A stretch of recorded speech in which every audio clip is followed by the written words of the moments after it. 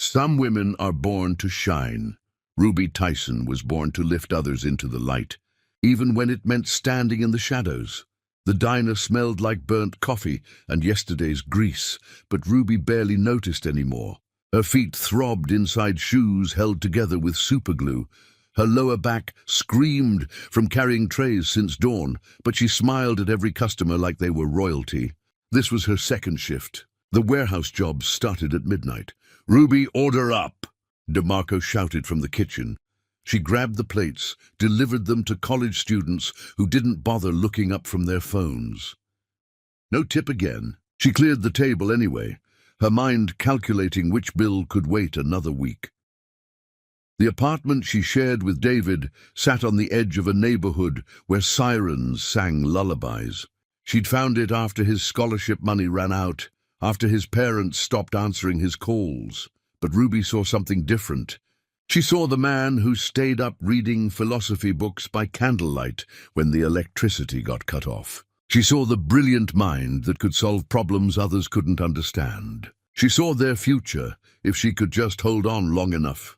"You're gonna collapse one day," Marco said, leaning against the counter as the last customers left. "3 jobs, Ruby. That's not living."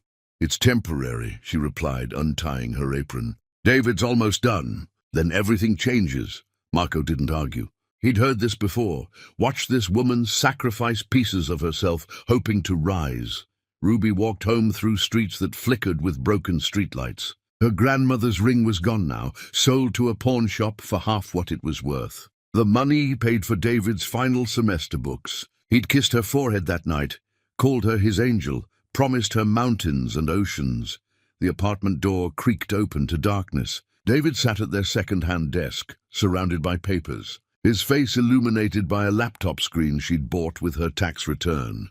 "Hey," she whispered, not wanting to break his concentration. He didn't turn around. "Did you pick up my dry cleaning?" Ruby's stomach dropped. She'd forgotten. Between the diner, the warehouse, and the weekend cleaning gig, she'd completely forgotten. "I'm sorry. I'll get it tomorrow before—" "I needed it for the presentation tomorrow." His voice carried that edge, the one that appeared whenever stress pressed down on his shoulders. "This is important, Ruby. This could be my whole future." "Our future," she wanted to say. Instead, she nodded. "I'll go now. The place is open until midnight." "Forget it." He finally looked at her, and she saw the exhaustion carved into his features. "Just forget it." She crossed the small space between them, her fingers finding the knots in his shoulders. He tensed, then slowly relaxed under her touch. "You're going to be amazing tomorrow," she said softly. "You're the smartest person I've ever met." David's hand came up, covering hers. For a moment, he was the man who'd held her during thunderstorms, who'd danced with her in this tiny kitchen. "What would I do without you?" "You'll never have to find out." She meant it. Through every shift, every aching muscle, every moment she wanted to collapse, Ruby held onto this vision. David succeeding, them building something beautiful together. The presentation went perfectly. David came home with news of job offers, opportunities, doors opening. Ruby celebrated by making his favorite meal with ingredients she'd been saving for. "We did it," he said, pulling her close. "We actually did it." "You did it," she corrected, but he shook his head. "No, I couldn't have survived without you, Ruby. You're my foundation." She wouldn't forget. How could she? Every choice she'd made, every piece of herself she'd given away, was for this moment. The months that followed felt like watching a flower bloom in fast motion. David accepted a position that paid more than Ruby had seen in her entire life. They moved to a better apartment with heat that actually worked. They bought a used car so Ruby wouldn't have to take 3 buses. She quit the warehouse job, then the cleaning gig, finally just working at the diner because she liked Marco. Marriage came quickly after, a small ceremony that David's parents barely attended.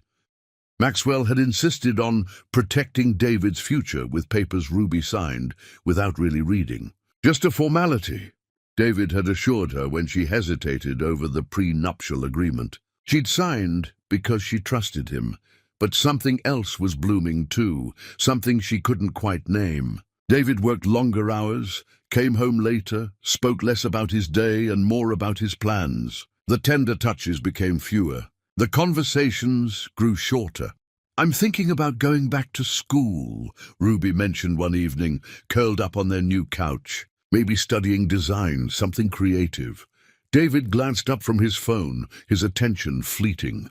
"That's nice. Hey, I need you to pick up my mother from the airport on Thursday." Ruby's heart sank. His mother, Patricia Call, had made her opinions about Ruby clear. "Working class," she'd called her, the words dripping with distaste. "David, about school. We'll talk about it later, okay? I've got a huge presentation coming up." He returned to his phone, and Ruby felt herself becoming invisible.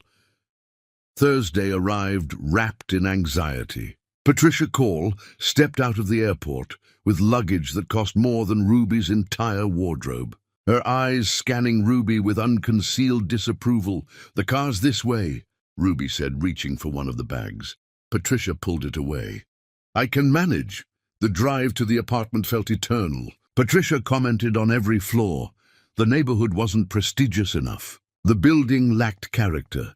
Surely David deserved better. "He worked very hard," Ruby agreed quietly. "And you were there for the ride," Patricia replied, her smile sharp as glass. "How fortunate for you." Ruby's fingers tightened on the steering wheel. She wanted to scream that she'd bled for David's success. Instead, she remained silent, because David had asked her to be patient with his mother. The apartment tour was a masterclass in passive cruelty. Patricia praised everything David had chosen, ignored everything Ruby had contributed, and made casual observations about temporary situations. When David came home, his face brightened seeing his mother. He kissed her cheek, asked about her flight, poured her expensive wine Ruby didn't even know they had. "Ruby took good care of you?" he asked. "Oh, she drove adequately," Patricia replied, and David laughed like it was a joke. Ruby excused herself to start dinner, her hands shaking as she chopped vegetables. Through the doorway, she heard Patricia's voice dropping to a conspiratorial whisper. "She's sweet, David, but is this really what you want long-term? You're going places now. You need someone who can elevate you." Ruby waited for David's defense. Instead, she heard only silence, then the clink of wine glasses. Then David changing the subject. That night, after Patricia left for her hotel, Ruby lay beside David and felt more alone than she'd ever been. "Your mother doesn't like me," she finally said. "She's just protective. Give her time." "David, she basically called me dead weight." "You're being too sensitive." He turned away, pulling the blanket with him. "Can we not do this tonight? I'm exhausted." Ruby stared at the ceiling, counting cracks, and wondered when exactly we had become I and you. Graduation day arrived with spring sunshine and promises wrapped in expensive paper. Ruby stood in the crowd, wearing a dress she'd sewn herself because David had forgotten to mention it was formal until the night before. She watched him cross the stage, shake hands with important people, accept awards that had her fingerprints all over them, even though her name appeared nowhere. Afterward, during the reception, David introduced her to colleagues and mentors. "This is Ruby," he'd say, "and nothing more. Not my partner, not the woman who made this possible, just Ruby," like she was an accessory he'd brought along because it was expected. Patricia cornered her near the refreshment table.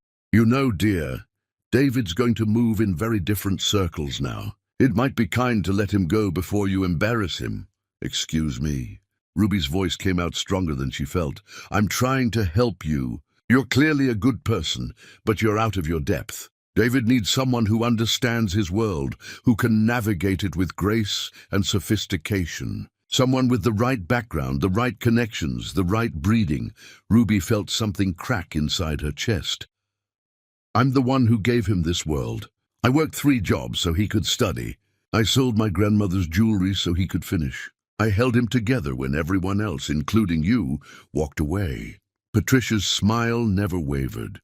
"How noble. But nobility doesn't open doors, dear. Pedigree does. You were useful then. Now you're just in the way."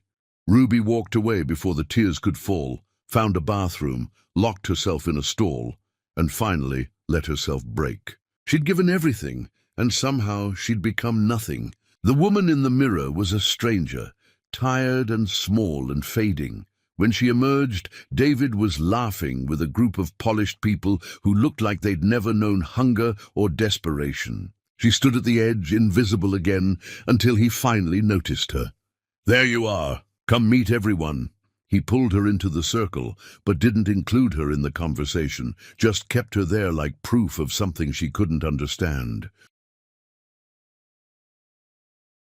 That night, back in their apartment, David poured champagne and talked about his future with an excitement that used to include her. Ruby listened, smiled, nodded, and felt herself disappearing word by word. "I couldn't have done this without you," he said suddenly, pulling her close. Ruby wanted to believe him. She wanted to believe that all of this was temporary, that once things settled, they'd find each other again. She wanted to believe in the man who'd promised her mountains and oceans. "I love you," she whispered against his chest. "I love you too," he replied, but the words felt automatic, rehearsed, like dialogue from a play he'd performed too many times. Years from now, Ruby would look back on this moment and realize it was the beginning of the end. But tonight, she held on, because letting go meant admitting that everything she'd sacrificed had been for a man who was already gone. 5 years later, David Call became the youngest CEO in his industry, and Ruby stopped recognizing the man who slept beside her. Chapter 2. The Price of Power. Success has a way of revealing who people truly are, and David Call's true face was carved from ice and ego. The house smelled like money, expensive candles, fresh flowers delivered weekly, leather furniture that cost more than Ruby's childhood home. She walked through rooms that echoed with emptiness. David's transformation hadn't been sudden. It was erosion, piece by piece. The man who once held her hand now walked 3 steps ahead. The man who used to ask about her day now checked his phone if she spoke longer than 30 seconds. "I'm thinking about taking a pottery class," Ruby said one morning, pouring coffee. "There's a studio downtown that—" David replied, not looking up from his tablet. "Did you call about getting the gate fixed?" Ruby's words died in her throat. She set down the coffee pot, watching him scroll. "David, did you hear me?" "The gate, Ruby. It's been broken for 3 days. People notice these things are people, not him. He hadn't used that gate in weeks, always parking in the private garage. I'll call them," she said quietly. He nodded, satisfied, and left without finishing his coffee or acknowledging her presence beyond their conversation's utility. The anniversary arrived on a Tuesday. Ruby spent the afternoon preparing David's favorite meal, setting the table with their good china, lighting candles. She'd even splurged on wine from a year that meant something to them, back when years and memories mattered. She waited. The food cooled. The candles burned lower. David arrived after midnight, still on his phone, barely glancing at the cold dinner. "Sorry, things ran late," he said, not sounding sorry. "I grabbed something at the office." Ruby felt something fundamental shift. "It's our anniversary." "I know. We'll celebrate this weekend, okay?" He loosened his tie, heading toward the stairs. "I'm exhausted." "Don't wait up." She didn't follow. She sat at that carefully prepared table, poured herself wine, and finally admitted what she'd been avoiding. She was married to a ghost of the man she loved. Patricia's visits became more frequent, and with each one, Ruby felt herself shrinking. David's mother would walk through offering suggestions that were really criticisms. "The living room feels so common," Patricia said during one visit, running her finger along a bookshelf. "David, darling, when you move up, you'll need someone who understands proper design." "Mom, Ruby decorated this room." "I know." Patricia's smile could freeze oceans. "That's what I mean." Ruby waited for David's defense. Instead, he laughed uncomfortably and changed the subject. Each time he chose silence over her dignity, another piece of Ruby's hope crumbled. His colleagues treated her like furniture during parties they hosted. The wives, draped in labels Ruby couldn't pronounce, would cluster discussing private schools, vacation homes, charity boards. "Ruby, you must join us," one said during a cocktail party. "We're discussing the symphony season. Are you familiar with classical music?" Some," Ruby replied carefully. "How quaint. David must enjoy having someone so unpolished, like having a blank canvas." The other women laughed, and Ruby realized the joke was her existence. She glanced at David across the room. He caught her eye, saw her standing alone among these predators, and looked away. The next morning, she tried to talk to him about it. "Your colleagues' wives were cruel last night. They were just having fun. You're too sensitive. David, they called me unpolished. They made me feel like I don't belong in my own home. Maybe if you made more effort to fit in." He trailed off, but the implication hung between them like poison gas. "Fit in? I cook, I clean, I manage this entire house. I make sure your life runs smoothly. What more do you want?" I want a wife who doesn't embarrass me." The words exploded out of him, raw and brutal. "I want someone who knows which fork to use, who can discuss something beyond grocery lists and household maintenance. I want a partner who elevates me, not drags me down." Ruby felt every syllable like a physical blow. "Drags you down? I built you up, David. I gave everything so you could become this person who's now ashamed of me." "I'm not ashamed. He softened slightly, seeing her tears. "I'm just disappointed, Ruby. Can't you try harder?" "Try harder." As if she hadn't been trying her entire life. As if her efforts weren't enough, would never be enough, because the problem wasn't her actions, but her existence. "What do you want me to do?" she whispered. "Be better. Look better. Act better. Be someone I'm proud to introduce. Not someone I have to explain." He left her standing there, drowning in inadequacy, while he grabbed his briefcase and headed to a world where she'd never truly belonged. Ruby spent that day wandering through their house, seeing it differently now. This wasn't her home. It was a museum to David's success, and she was just another artifact he'd collected along the way, now outdated and out of place. She found herself in his study, surrounded by awards and framed articles praising his accomplishments. Her eyes landed on a particular photograph, David accepting his first major promotion. Ruby had been there that day, standing just outside the frame, invisible even then. Her phone buzzed with a message from David. "Dinner with clients tonight. Don't wait up." No apology. No acknowledgement of their fight. Just another absence in a marriage built on them.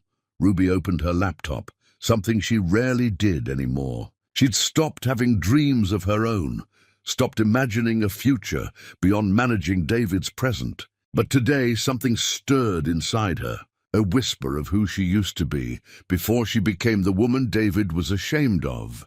She searched for local art classes, community centers, places where she might remember what it felt like to create something, to be someone beyond David Call's wife.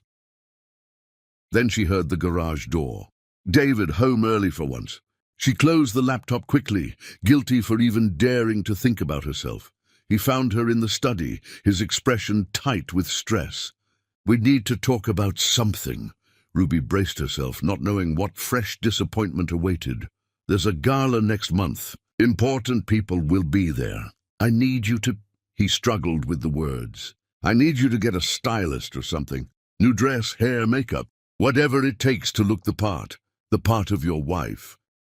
"The part of a CEO's wife. There's a difference, Ruby. Surely you can see that." She saw it clearly. She saw that the woman she'd become in this marriage was never going to be enough. She saw that David's love came with conditions she could never meet. She saw that she'd lost herself trying to be someone worthy of a man who no longer valued her. "I'll handle it," she said flatly. "Thank you." He moved to leave, then paused. "Ruby, I'm not trying to be cruel. I'm trying to help you understand my world." "Your world," she repeated. "Not our world. Your world."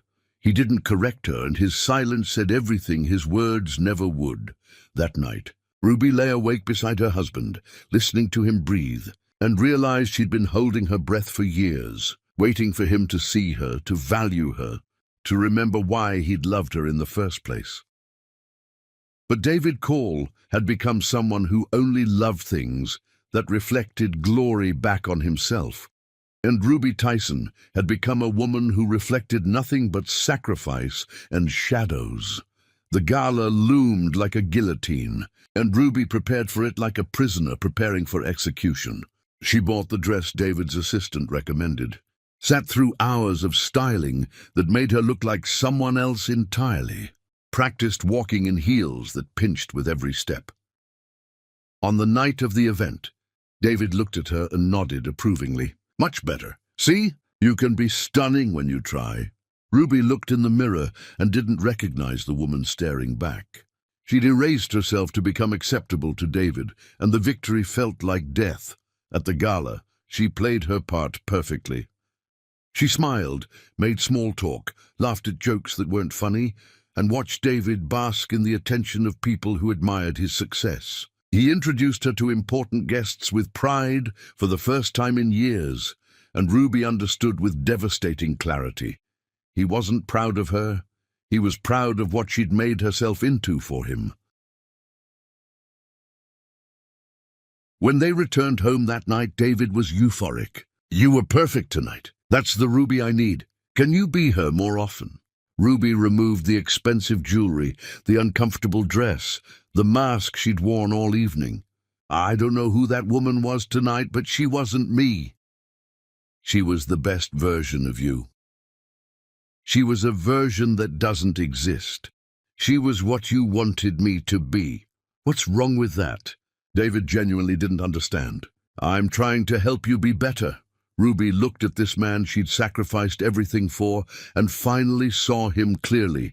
He didn't want a partner. He wanted a possession. He didn't want Ruby Tyson. He wanted a reflection of his own success. "I don't want to be better at being what you want," she said quietly. "I want to be enough as I am." David's expression hardened. "Then you're always going to disappoint me. Then you're always going to disappoint me." Those words would haunt Ruby for months to come, echoing in every silent meal, every empty conversation, every moment she felt herself disappearing inside a marriage that had become her cage. She thought about the prenuptial agreement she'd signed years ago without reading it carefully, how she'd trusted David completely then. That trust felt like a lifetime ago, like it belonged to a different woman, entirely one who still believed love was enough to protect her. Ruby realized she hadn't just lost her husband to his ambition. She'd become invisible in her own marriage. Chapter 3. The Circle of Wolves. David's family didn't just tolerate Ruby, they sharpened and their teeth on her dignity. The invitation arrived on heavy cardstock, embossed with gold letters. "You are cordially invited to brunch at the Call estate." Not their estate. David's family home, where Patricia presided like a queen. These gatherings happened monthly, and each felt like walking through a minefield. "Do I have to go?" Ruby asked David. "It's family. Of course you have to go." He barely looked up. "And Ruby, please dress appropriately this time. My sister mentioned you looked underdressed last month." Ruby glanced at her closet, filled with neat, clean clothes. Just not expensive enough for the Call family standards. "I'll do my best," she said, hating how small her voice sounded. The Call estate sprawled across perfectly manicured grounds. Ruby pulled up in their used car, the one purchased from David's early success that he now pretended didn't exist, parking between vehicles that cost more than some houses. She sat gathering courage, watching David's sister Nora greet guests like royalty receiving peasants. "There she is," Nora called out as Ruby approached. "We were starting to worry you'd gotten lost. Traffic was heavy?" "On a Sunday morning." Nora's eyebrows raised. "How curious. Well, come in. We've already started, but I'm sure no one will mind you joining late." Ruby hadn't been late. The invitation said 11. It was 10:57. The dining room glittered with crystal and china, filled with women who looked like they'd stepped from magazine pages. David's cousins, his mother's friends, Nora's social circle, all dressed in casual elegance that cost thousands. They turned to look at Ruby with synchronized precision. "Ruby, darling." Patricia rose from the head of the table, air kissing near Ruby's cheeks without making contact. "That's such an interesting outfit. Very thrift store chic. Is that intentional?" The table tittered with polite laughter. "It's just a dress," Ruby replied, sliding into the empty chair at the far end. "Of course it is." Patricia's smile could cut glass. "I keep telling David that some women have natural style and others need guidance." The brunch continued like slow torture. Every topic circled back to Ruby's inadequacy. When they discussed vacation homes, someone mentioned how challenging it must be for Ruby having grown up with so little. When they talked about charity work, Patricia noted that Ruby didn't serve on any boards, but then again, those positions require certain connections. David's cousin Helena addressed Ruby directly. "Ruby, what exactly do you do all day? You don't work. You don't have children. How do you fill your time?" "I read a lot, and I've been thinking about taking some classes." "Classes?" Helena clapped mockingly. "In what?" "Art design, maybe." The table erupted in barely concealed laughter. "Design," Nora repeated, wiping her eyes delicately. "Oh, Ruby, that's adorable. At your age, starting something like that? It's like playing dress-up, isn't it? A little hobby to pass the time." "Some people have real careers," Patricia added, smiling at the other women. "Others have hobbies. Both are valid, I suppose." Ruby felt tears threatening and swallowed them down. She would not give these vultures the satisfaction of seeing her break. The conversation moved on, leaving Ruby behind like roadkill. They discussed upcoming galas, political fundraisers, social events that Ruby would attend on David's arm, like an accessory he was required to bring. No one asked her opinion. No one included her in discussions. She existed at this table only as a target. When brunch finally ended, Ruby escaped to the bathroom, locking herself in marble and gold opulence, pressing her palms against the cool sink. She stared at her reflection, a woman who'd lost herself somewhere between love and humiliation. A knock startled her. "Ruby." "It's Nora." Ruby opened the door, finding David's sister standing there with an expression that might have been concern on anyone else's face. "I hope you're not upset about earlier. We were just joking around." "Those weren't jokes, Nora. Those were cruelties dressed up as jokes." Nora's face hardened. "You're too sensitive. We're David's family. We want what's best for him. And you don't think I'm what's best for him." "Honestly?" Nora stepped closer, her voice dropping. "No, I don't. You were fine when David was nobody. You were the sweet little girlfriend who kept him grounded. But he's someone now, Ruby. He needs a woman who matches his stature. Someone with breeding, education, sophistication. Someone who doesn't embarrass him." "I don't embarrass him. You exist, and that's embarrassing enough. You're a reminder of where he came from, and darling, that's a place he's trying very hard to forget." Nora patted Ruby's shoulder with false sympathy. "I'm not being cruel. I'm being honest. The kindest thing you could do for David is let him go find someone appropriate." Ruby shoved past her, nearly running down the hallway, desperate to escape this house that felt like a mausoleum of her self-worth. She found David outside, laughing with his father and uncles, holding a drink, looking completely at ease. He saw her approaching, and his expression shifted, not to concern, but to mild irritation. "Ready to go already? We just got here. I need to leave now." "Ruby, don't be dramatic. What happened?" "Your family happened. Your sister just told me I'm an embarrassment to you, and suggested I should leave you so you can find someone more appropriate." David glanced back at his family, then at Ruby, and she saw calculation in his eyes. "She probably didn't mean it like that. That's exactly how she meant it, and you know it. Are you going to defend me, David, or are you going to stand here making excuses for them?" He shifted uncomfortably. "Look, they're protective. They see how hard I work, how much pressure I'm under. They want me to have a life that's easy, and I make your life hard. You make it complicated." The words tumbled out before he could stop them, and Ruby saw the truth he'd been hiding. He agreed with them. Maybe not consciously, Maybe not completely, but somewhere deep inside, David Call believed his wife was beneath him. "I'm going home," Ruby said quietly. "You can stay, Ruby. Stay, David. Enjoy your family. I'm sure they're more fun without me here to embarrass everyone." She drove home, with tears streaming down her face, her hands shaking on the steering wheel. When she pulled into their driveway, she sat in the car for a long time, wondering how she'd become this woman. Invisible, belittled, tolerated at best. Her phone buzzed with a message from an unknown number. When she opened it, her blood ran cold. It was a photograph from the brunch, taken when she'd left the table briefly. The women were all leaning together, laughing, and the caption read, "When the help tries to eat with the family." It had been posted to a private social media group, shared among David's entire social circle.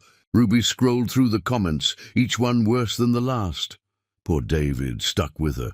She's like a puppy that followed him home. Someone needs to take her to a shelter. I give it another year before he trades up. Ruby deleted the app, but the damage was done. They weren't just mocking her in private anymore. They'd made humiliating her a spectator sport. David came home late that night, slightly drunk, smelling like expensive cigars and his father's cologne. "You left me there like an idiot," he said, loosening his tie. "Had to explain why my wife ran off in the middle of a family gathering. Your sister told me to leave you, David. Your mother called me thrift store chic. Your cousin implied I'm worthless. And you stood there and let them. They're just words, Ruby. Why do you let them get to you? Because they hurt. Because I'm your wife, and you're supposed to protect me, not offer me up for slaughter." David rubbed his face, tired of this conversation before it even started. "I can't control what they say. I can only control what I do." "Then what do you do, David? What have you ever done except stand by while they tear me apart?" He looked at her with something close to resentment. "I married you, didn't I? I gave you this life, this house, this status. What more do you want?" "I want you to love me." "I want you to defend me. I want to be more than just a burden you're stuck with." "Then maybe you should try being less of a burden," he shot back. "Maybe if you fit in better, if you tried harder, if you were someone they could respect instead of pity, I wouldn't have to defend you all the time. You've never defended me once." The silence that followed was deafening. David had no response because they both knew she was right. He went upstairs without another word, leaving Ruby standing in the foyer of a house that would never be home. Married to a man who'd become a stranger. She pulled out her phone and opened the photo of the women mocking her. She stared at it for a long time, memorizing their faces, their cruelty, their absolute certainty that she was nothing. Then she did something she hadn't done in years. She opened a blank document and started writing. Not a grocery list, not a schedule for David's appointments, but thoughts, feelings, dreams she'd buried so deep she'd forgotten they existed. "I am Ruby Tyson," she wrote, "and I used to be someone." The words felt like resurrection, but she wasn't ready yet. The courage required to leave wasn't something she'd built up. So she closed the document, climbed into bed beside her husband, and continued the slow disappearance she'd been practicing for years. The worst betrayal wasn't the insults Ruby endured. It was watching David laugh along with them. Chapter 4. The Breaking Point. There are moments that define a marriage, and this family gathering would expose theirs as already dead. The house buzzed with preparation for Maxwell Call's birthday celebration. David's father was turning 70, and Patricia had decided to host an intimate gathering of 50 close friends. Ruby had been planning this party for weeks. "It's the least you can do, dear," Patricia had said. "Show us you're capable of something."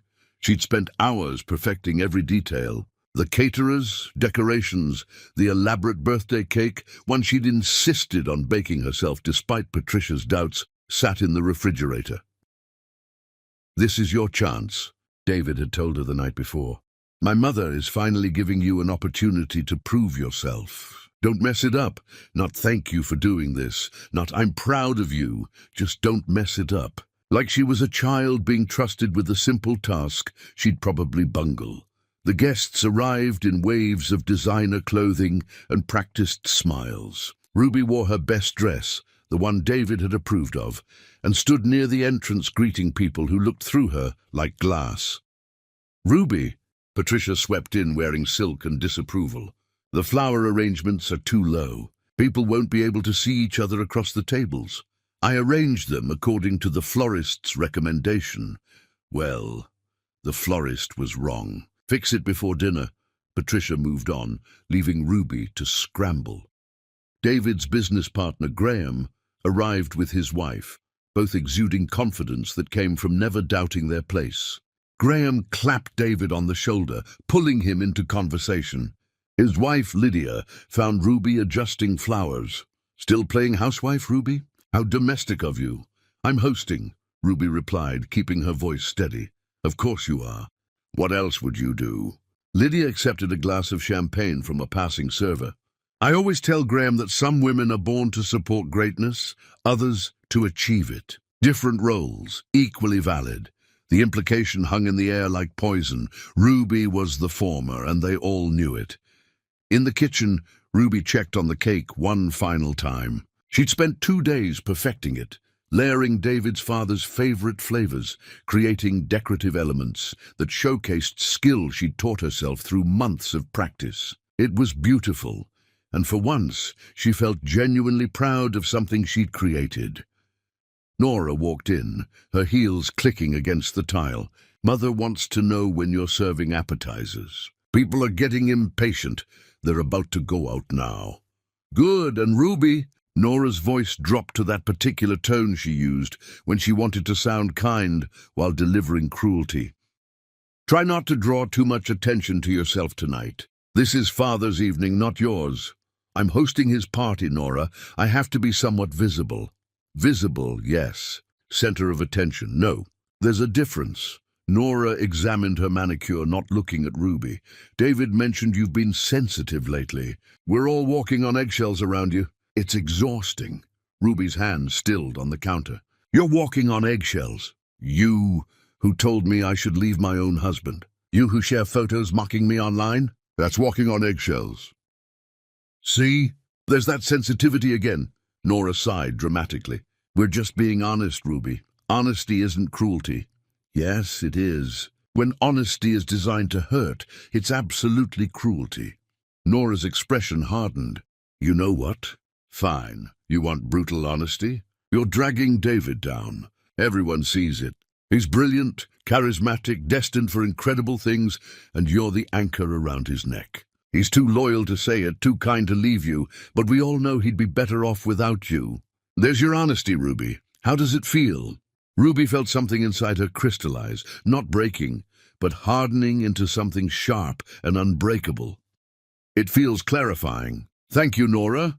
She pushed past David's sister and headed into the living room where guests had gathered. David stood at the center of a circle of admirers, telling some story that had everyone laughing. He looked happy, confident, completely in his element. Ruby approached, and the circle shifted to include her reluctantly. David's arm came around her waist automatically, but the gesture felt mechanical. "There's my wife," he said, something in his tone making it sound like an apology. Graham raised his glass. "David, you've built an empire in such a short time. What's the secret?" "Hard work, strategic thinking, surrounding myself with the right people." David's eyes scanned the crowd, landing everywhere except on Ruby. "And family support must help," someone else added, glancing at Ruby with barely concealed pity. "Oh, absolutely," Graham interjected before David could respond. "Though some family members are more supportive than others, right, David? I mean, you've done all this basically on your own merit." The circle murmured agreement, and Ruby felt herself becoming invisible again, standing right there in her husband's arm, while everyone erased her contributions from the narrative of his success. Dinner was served with military precision. Ruby had organized every course, timed everything perfectly, ensured dietary restrictions were accommodated. Patricia didn't mention it. David didn't acknowledge it. As dessert time approached, Ruby excused herself to prepare the cake. In the kitchen, she lit the candles carefully, pride swelling despite everything. This cake was hers. She wheeled it out on a cart, candlelight casting warm glows across faces that had spent the evening treating her like she was invisible. The room erupted in appreciative sounds. It really was stunning. Maxwell stood ready to make his wish, and Ruby felt momentary accomplishment. Then Graham's voice cut through the moment like a blade. "Did you order this from Martinelli's, Patricia? It looks exactly like their signature style." "Oh, I'm sure it is," Patricia replied smoothly, not bothering to correct him. "Only the best for Maxwell." Ruby's mouth opened to clarify, to claim this one thing she'd created. But David spoke first. "Actually," he said, and Ruby's heart lifted, thinking he was finally going to defend her, acknowledge her effort. "Actually, Ruby made it herself." The room fell silent for a beat, then Graham laughed. Not a polite chuckle, but a full, genuine laugh that others quickly joined. "Ruby made this?" Graham gestured at the elaborate cake. "What, following an online tutorial?" "At least she's good for something domestic," Lydia added, her voice carrying across the room. "Every wife should have some skill, I suppose." "Some skill," someone echoed, and the laughter grew. Ruby stood there, candles melting on her cake, watching room full of people mock her effort. But worse, so much worse, was watching David stand among them and say nothing. His silence wasn't neutrality, it was agreement. Maxwell blew out the candles, making his wish, and the party continued like Ruby's humiliation was just background entertainment. She cut the cake with hands that had gone numb. She served pieces to people who didn't say thank you. She cleaned up while conversations swirled around her about topics she wasn't included in. In a corner of the room, she heard Helena talking to a group of women, her voice carrying just enough for Ruby to hear. "I honestly don't understand what David sees in her. She brings nothing to the table, no connections, no sophistication, no ambition. She's just there. Like furniture you're too lazy to replace." "Maybe he feels sorry for her," another woman suggested. "You know, she was with him when he had nothing. Perhaps he thinks he owes her something. The debt's been paid, surely. He's given her this life, this house. At some point, gratitude expires." Ruby set down the cake knife and walked away. She didn't run, didn't make a scene, just quietly left the room and climbed the stairs to their bedroom. She could hear the party continuing below, nobody noticing or caring about her absence. She sat on the edge of their bed, staring at her reflection in the mirror across the room. The woman looking back was a stranger, hollowed out, diminished, barely there. A knock startled her. She expected David, finally noticing she'd left. Instead, Patricia entered without waiting for permission. "Leaving your own party? How rude!" "Your party," Ruby corrected quietly. "I just organized it." "And did an adequate job, I suppose." Patricia sat in the reading chair, examining Ruby like a specimen. "I wanted to talk to you privately. I don't think I can handle any more honesty tonight." "Too bad. You're going to hear this anyway." Patricia folded her hands in her lap, the picture of composed cruelty. "David is going to leave you eventually. Maybe not today, maybe not next year, but it's inevitable. He's outgrown you, Ruby. Everyone sees it except you. He's my husband. He's my son. I know him better than you ever will. I've watched him his entire life, seen him shed things that no longer serve him. You were useful once. You're not anymore." Ruby felt tears threatening, but refused to let them fall in front of this woman. "Why are you telling me this?" "Because I'm giving you a chance to leave with dignity. Walk away now before he pushes you out. File for divorce? Take a reasonable settlement. Disappear from his life with your head held high. It's better than waiting for him to humiliate you publicly with someone else." "You want me to just give up?" "I want you to face reality. You're not in his league anymore, if you ever were. The kindest thing you can do for both of you is end this charade." Patricia stood, smoothing her dress. "Think about it, dear. Pride is worth more than a marriage to someone who doesn't value you." She left, closing the door quietly behind her, and Ruby finally let herself cry. Deep, wrenching sobs that she muffled in a pillow so the party below wouldn't hear her breaking.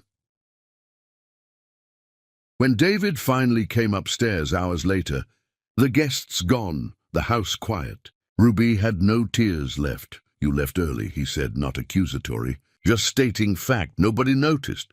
"I noticed." "Did you?" "Because from where I stood, you didn't notice me all night. Not when Graham mocked me, not when your family insulted me, not when I needed you to defend me even once." David sighed, the sound of a man exhausted by a conversation he'd had too many times. "Ruby, we've been over this. I can't control what other people say. You can control what you say. You can stand up for your wife. You can tell them to stop. You can do literally anything except stand there silently agreeing with them." "I don't agree with them." "Your silence says otherwise." "Every single time you say nothing, you tell them it's okay to treat me this way. You tell me that I don't matter enough to defend. You tell everyone that they're right. I am beneath you." "That's not—" David stopped, running his hands through his hair. "You're being too sensitive." "No, David, I'm being too silent. I've been silent for years while you and your family erode everything I am. I've smiled through insults, swallowed humiliation, and pretended everything is fine because I thought love was enough. But it's not, is it? Love isn't enough when respect is gone. Where is this coming from? Because you got your feelings hurt at a party? Because your mother just told me you're going to leave me eventually?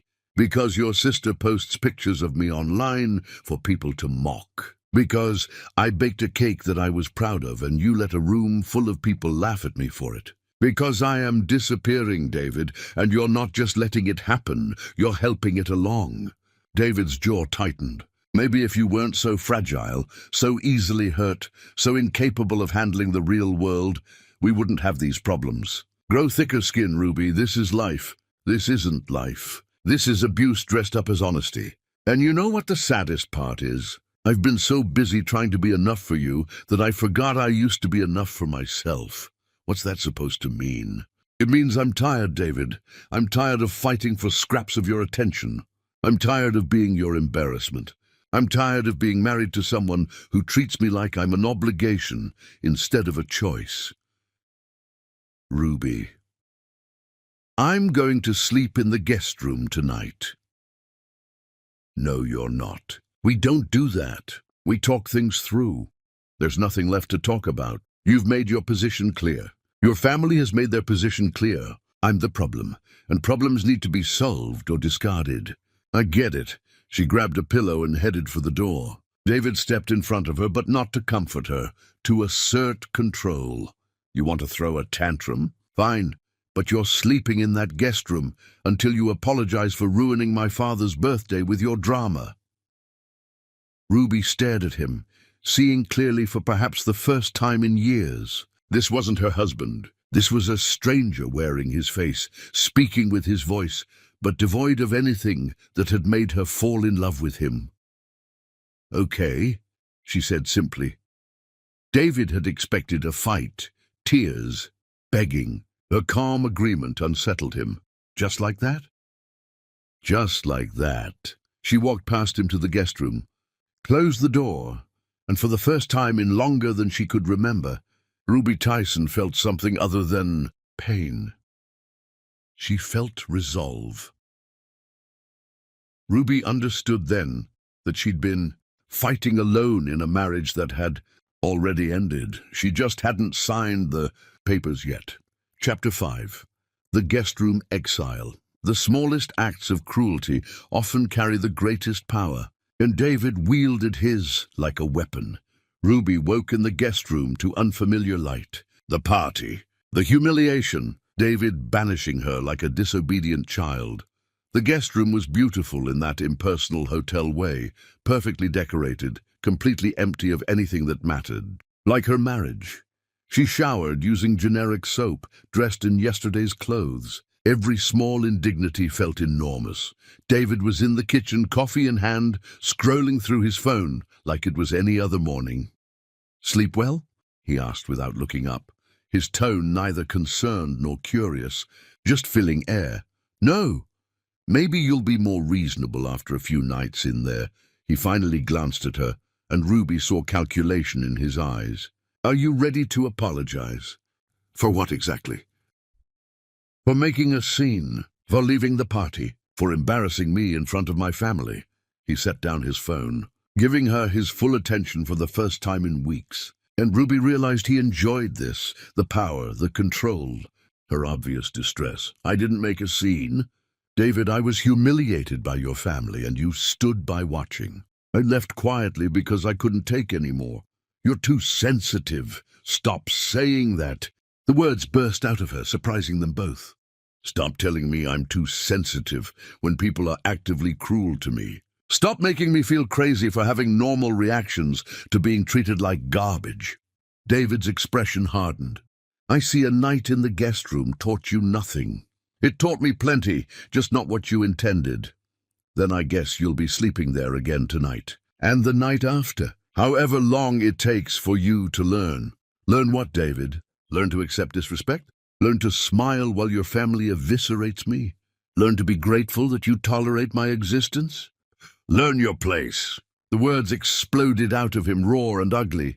Learn that I'm the one who provides everything, who gave you this life, who made you someone instead of nobody. Learn that you should be grateful instead of constantly complaining. Ruby felt something inside her finally snap. Not breaking, transforming. You think you made me someone? David, I made you. I worked 3 jobs so you could finish school. I sold my grandmother's jewelry so you could eat. I held you together when you were falling apart. I built you, and you spent years tearing me down to forget you were ever that weak. That's not how I remember it. No, I'm sure it's not. You've rewritten history to make yourself the hero and me the burden. But I was there, David. I remember the truth even if you don't. He grabbed his briefcase, done with this conversation. You have all day to think about whether this marriage is worth fighting for. When I come home tonight, I expect an apology. Otherwise, you can stay in that guest room indefinitely. Maybe I will. David paused at the door, thrown by her lack of submission. What's that supposed to mean? A D. It means maybe I'm done apologizing for existing, David. Maybe I'm done begging for scraps of your attention and respect. Maybe I'm done being your wife in name only. You're being dramatic again. No, I'm being honest. For the first time in years, I'm being completely honest. He left without another word, and Ruby stood in their kitchen. His kitchen, really, feeling lighter than she had in months. The truth had a weight, but so did lies. And she'd been carrying his lies about her for far too long. She spent the morning doing something she rarely allowed herself, thinking about her own wants instead of David's needs. She made a list in her head of everything she'd given up. Every piece of herself she discarded to be the wife he wanted, her artistic ambitions abandoned because they weren't practical. Her friends, lost because David found them beneath him. Her independence, sacrificed because being his wife became her entire identity. Her voice, silenced because speaking up made her too sensitive. Ruby pulled out her laptop and opened a document. She stared at the blank page for a long time before typing 5 words. What do I want now? The cursor blinked, waiting, and Ruby realized she didn't know. She'd spent so long wanting David's love, his respect, his attention, that she'd forgotten to want anything for herself. She started researching. Art programs, design courses, small studio apartments in different neighborhoods, divorce lawyers, though she couldn't quite bring herself to click those links yet. Each search felt like betrayal and liberation in equal measure. Her phone rang. Patricia's name flashed on the screen. Ruby let it go to voicemail, then listened with morbid curiosity to the message. Ruby, dear, David mentioned you're being difficult about last night. I think it's important we talk. Come to lunch today. 1 o'clock. I'll send you the address. Not an invitation. A summons. Ruby wanted to ignore it, but part of her needed to hear what Patricia had to say. Needed to face this woman one final time with clarity instead of desperation.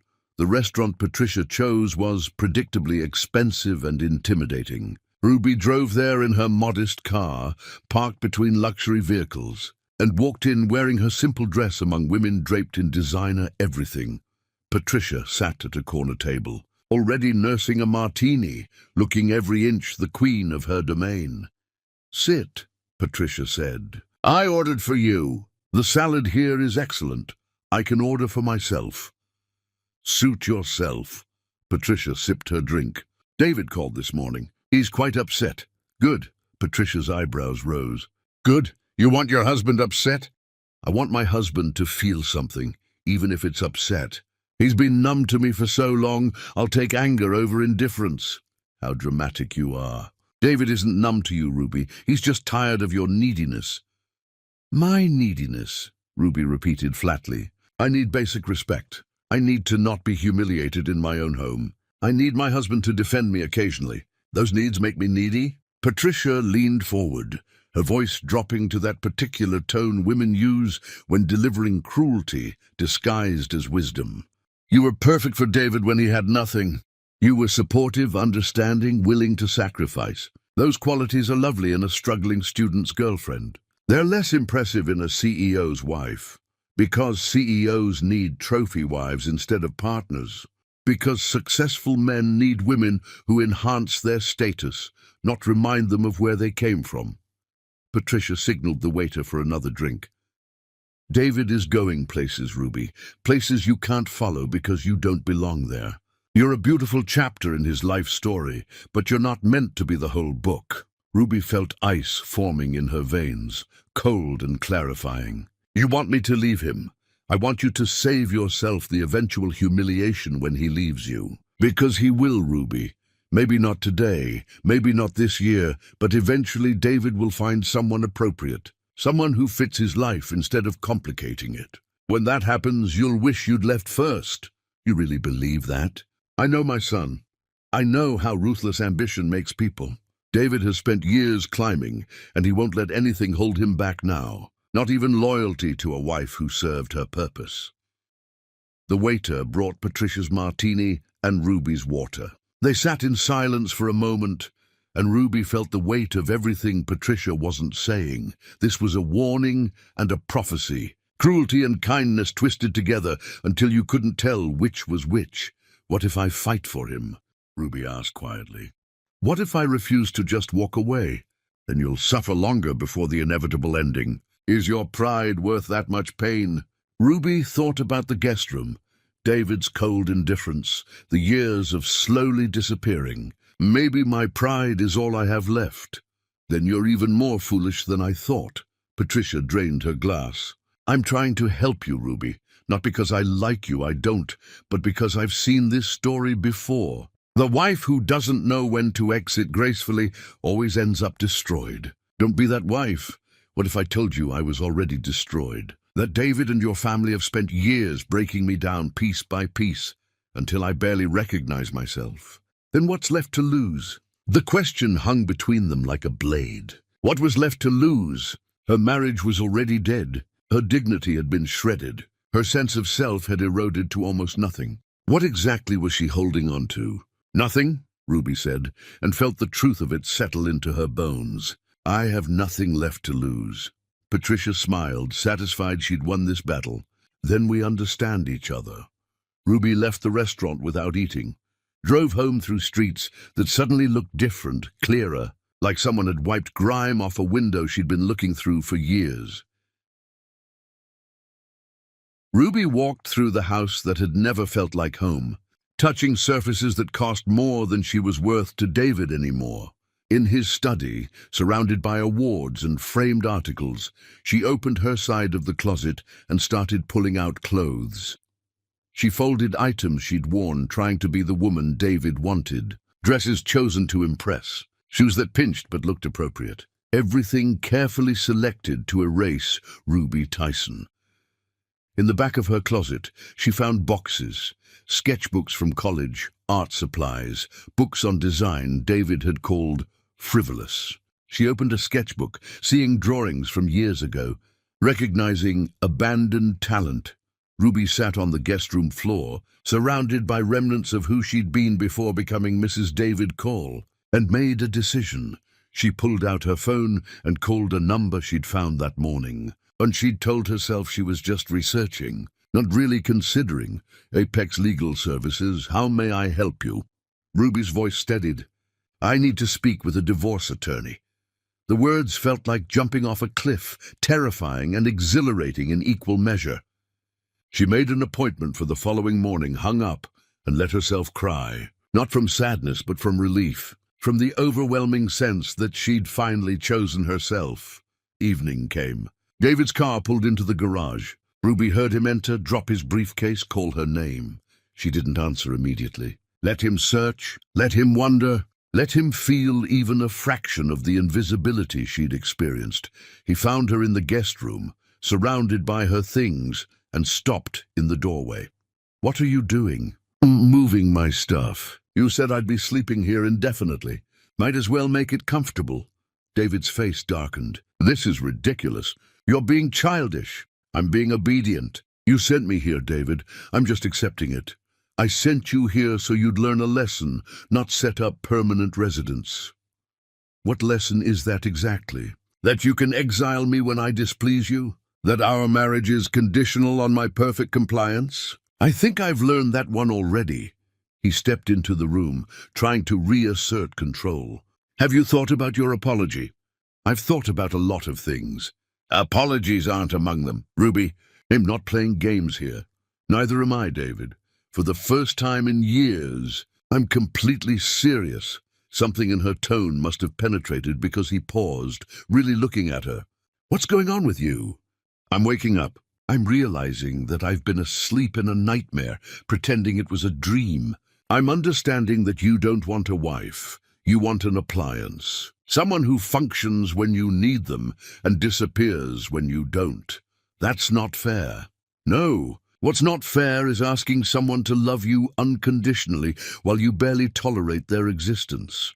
Ruby stood, meeting his eyes. What's not fair is building yourself on someone else's sacrifice, then treating them like they're worthless. What's not fair is letting your family destroy your wife while you stand by and watch. My family was just... Your family was cruel. Your mother told me today that you're going to leave me eventually. Your sister posts pictures of me online for people to mock. Your father's party was a masterclass in humiliation. And you, David, you participated in all of it through your silence. I don't know what you want from me. I wanted you to love me. But you don't, do you? Maybe you never did. Maybe I was just convenient. And then I became inconvenient, and now you're trying to punish me into being convenient again. David ran his hands through his hair, frustration radiating off him. You're twisting everything. I'm finally seeing clearly. Fine, stay in here. See if I care. Sleep in the guest room until you rot, Ruby. But don't expect me to keep trying when you're being impossible. He turned to leave, and Ruby felt the moment crystallizing. This was it. This was where she chose. I have an appointment tomorrow morning, she said quietly. With a divorce attorney. David froze. What? You heard me. He spun around, his face a mixture of shock and rage. You're threatening me. You think threatening divorce will make me come crawling back? I'm not threatening anything. I'm informing you of my decision. Your decision. He laughed, harsh and bitter. You don't get to make decisions, Ruby. I built this life. I provide everything. You're nothing without me. Maybe, but being nothing alone is better than being nothing beside someone who treats me like nothing. You're not serious. I've never been more serious in my life. David stared at her, finally seeing that something fundamental had shifted. Ruby, don't do this. Don't throw away everything we've built. You threw it away years ago. I'm just finally accepting it. I love you. No, you don't.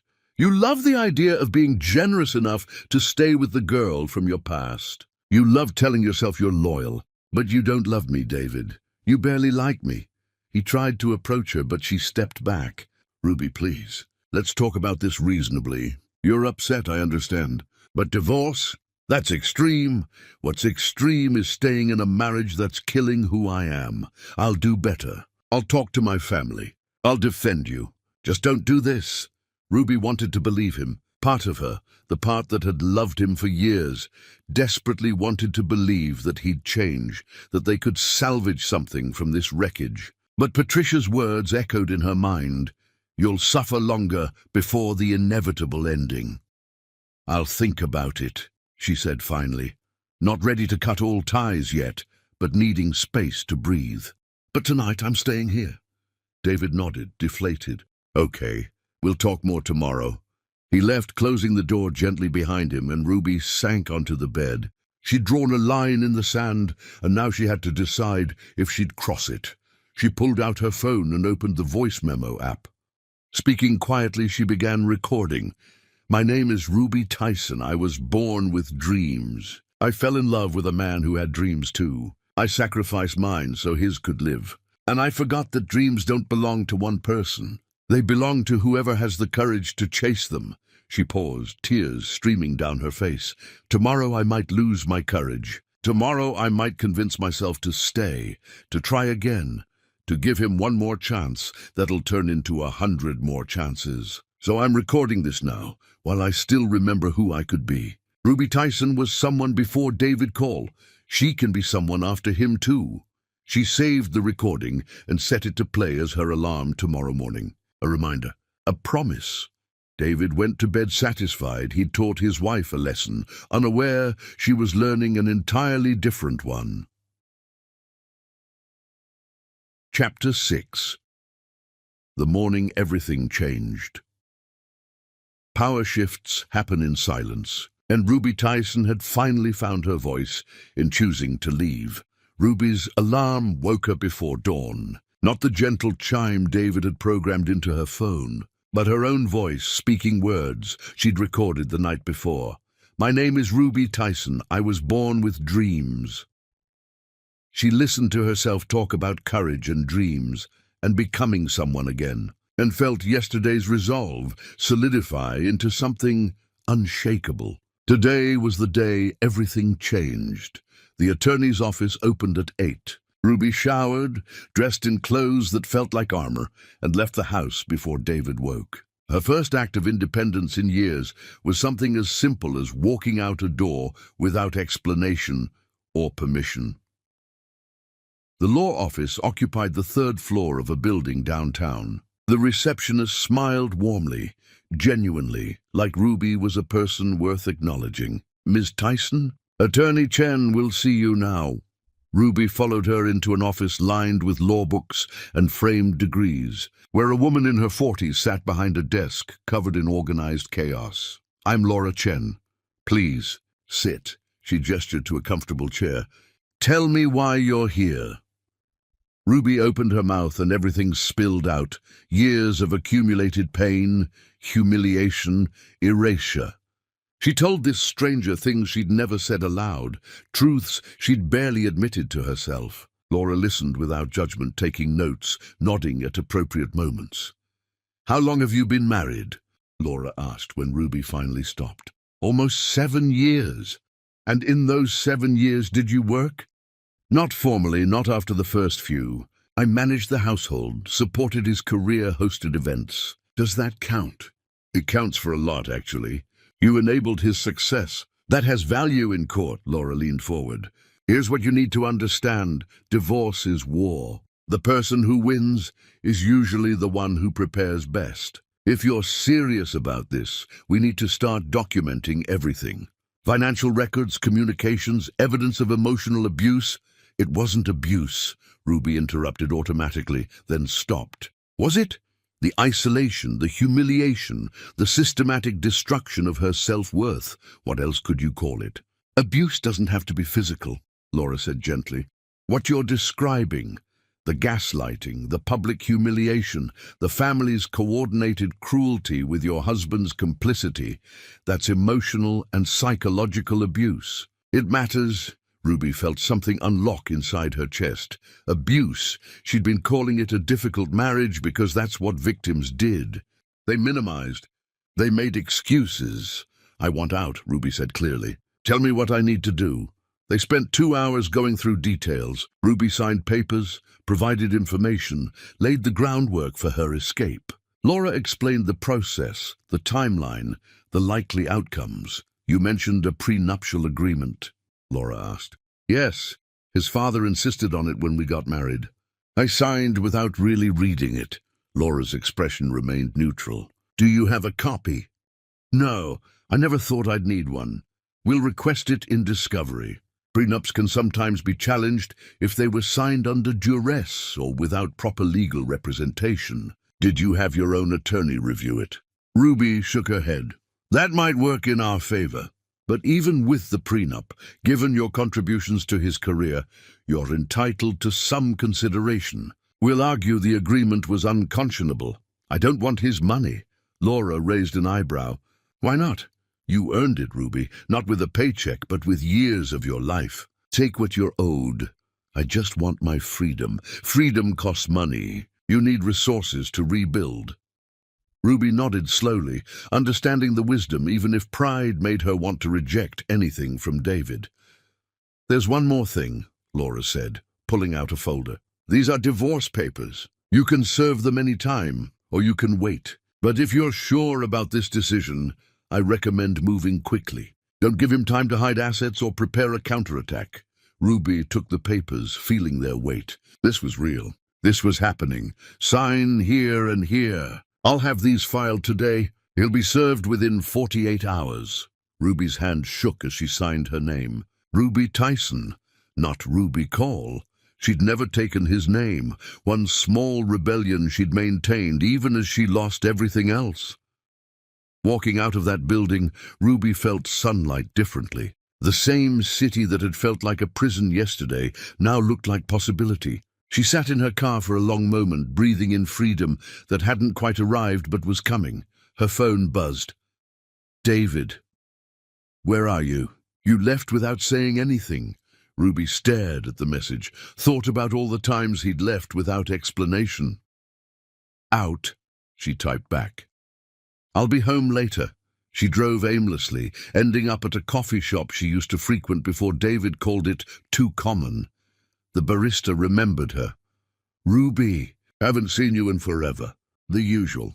Actually, I'll try something different today. She sat by the window watching people live lives that weren't shaped by someone else's cruelty.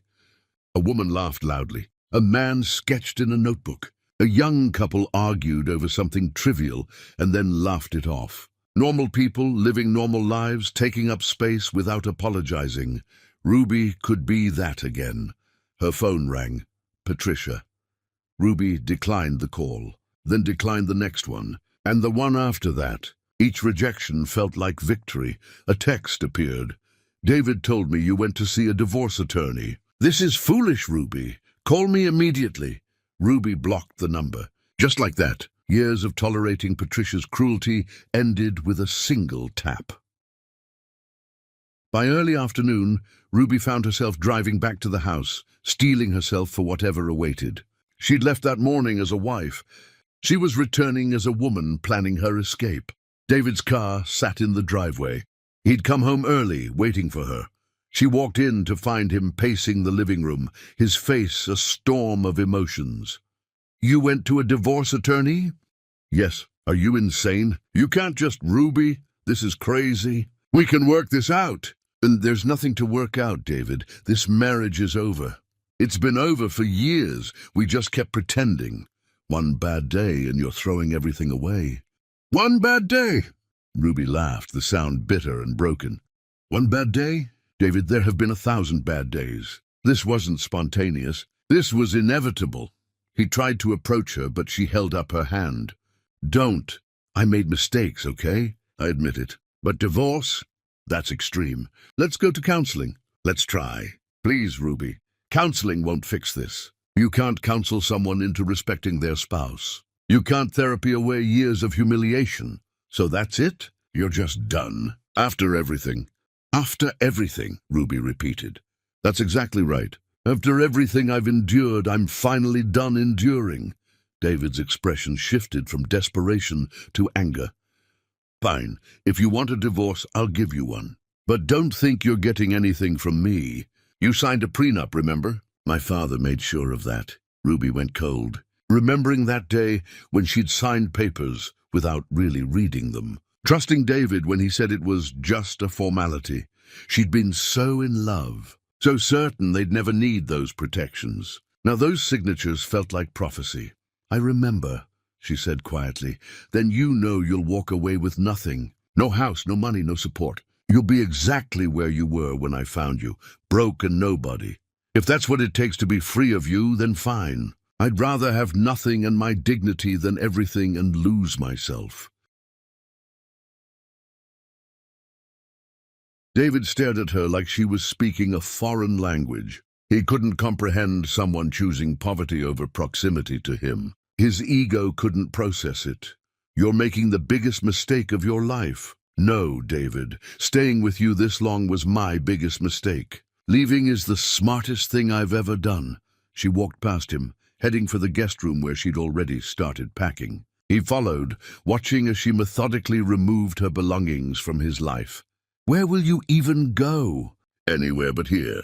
"Ruby, stop. Let's talk about this like adults." She spun to face him, and whatever he saw in her expression made him step back. "We're past talking. You had years to talk to me like I mattered. You chose silence. You chose your family. You chose your pride. Now I'm choosing me. I love you. You love controlling me. There's a difference." She grabbed a suitcase, started filling it with essentials. Clothes, toiletries, the few items that were truly hers. "You can't just leave." "Watch me." "Ruby, please. Don't do this." "I'll change. I'll be better. I'll tell my family to back off. I'll defend you. I'll do whatever you want. Just don't go." She paused, meeting his eyes. For a moment, she saw the man she'd fallen in love with years ago, desperate and lost. But that man was gone, buried under layers of ego and ambition. What stood before her now was just his ghost, haunting her with what could have been. "It's too late, David. Some things, once broken, can't be fixed." "That's not true. We can rebuild." "No, we can't, because rebuilding requires both people wanting the same thing, and I finally want something different than you." "Which is what?" "Myself. I want myself back." She zipped the suitcase, grabbed her keys, and headed for the door. David followed her through the house, pleading, bargaining, threatening in turns. "If you walk out that door, that's it. We're done. Don't expect to come crawling back when you realize what you've given up." Ruby paused at the threshold, looked back at the house that had been her prison, at the man who'd been her warden. "I'm not giving anything up. David, I'm taking something back, me." She walked out into sunshine that felt like baptism, threw her suitcase in her car, and drove away from 7 years of dying slowly. She had nowhere to go, no plan, no safety net. But she had something more valuable than security. She had hope. And for the first time in forever, that felt like enough. David stood in the doorway of their empty house, watching her taillights disappear, finally understanding that the woman he'd underestimated had just walked away from everything and gained herself in return. For the first time in 5 years, David Cole felt genuine fear, not of losing his empire, but of having already lost the only thing that mattered. Chapter 7. Rebuilding from Ash. Freedom is terrifying when you've forgotten how to be your own person, but Ruby Tyson was done being afraid. The motel room smelled like cheap cleaning products and other people's desperation. Ruby sat on a sagging bed, staring at walls the color of surrender, and felt panic claw at her throat. What had she done? She'd walked away from security, stability, a life most people would envy. And for what? To sit in a motel room with a suitcase and $300, wondering where she'd sleep next week. Ruby's phone buzzed continuously. David calling, Patricia calling, Nora sending texts ranging from concerned to vicious. She turned the phone face down. Instead, she opened her laptop and started searching. Jobs, apartments, anything that would give her foundation. The listings crushed her with their requirements. First month, last month, security deposit references, proof of employment. She had none of it. She'd been a housewife for years, invisible in the economy. By midnight, Ruby had applied to 17 positions, ranging from retail to reception, each one a reminder of how far she'd fallen from her dreams. She'd once wanted to be an artist, a designer. Now she'd settle for anything that kept her fed. Morning came with harsh fluorescent lighting and instant coffee that tasted like regret. Ruby checked her email, one response. Her bookstore needed someone immediately. The pay was minimum wage, but it was something. She arrived wearing her nicest dress, her hair pulled back, her hands steady despite the fear. The owner, a woman named Maxine with silver hair and kind eyes, looked over Ruby's bare resume. "You haven't worked in years." "No, ma'am." "Why not?" Ruby could have lied. Instead, she told the truth. "I was married to someone who wanted me dependent. I lost myself in that marriage. I'm trying to find myself again." Maxine studied her for a long moment. "Can you start tomorrow?" Relief flooded through Ruby so intensely she nearly cried. "Yes, thank you." Ruby showed up. She tried. She shelved books until her back screamed, rang up sales until her feet went numb. At the end of her first shift, Maxine handed her cash payment. "You did good today. Keep coming back." Ruby kept coming back. Days turned into weeks, and slowly, painfully, she began building a life that was hers. She found a tiny studio apartment in a neighborhood David would have called dangerous, but where neighbors smiled and held doors. She bought second-hand furniture from thrift stores, mismatched plates from dollar stores, and felt richer than she'd ever felt in David's mansion. The divorce papers were served on a Thursday. David called her phone 23 times that day. Ruby listened to none of the voicemails, blocked his number, and felt lighter with each deletion. She fell into routine. Work at the bookstore by day, online courses in design by night. She'd enrolled in a community program for digital art, using software tutorials and library computers when her laptop struggled.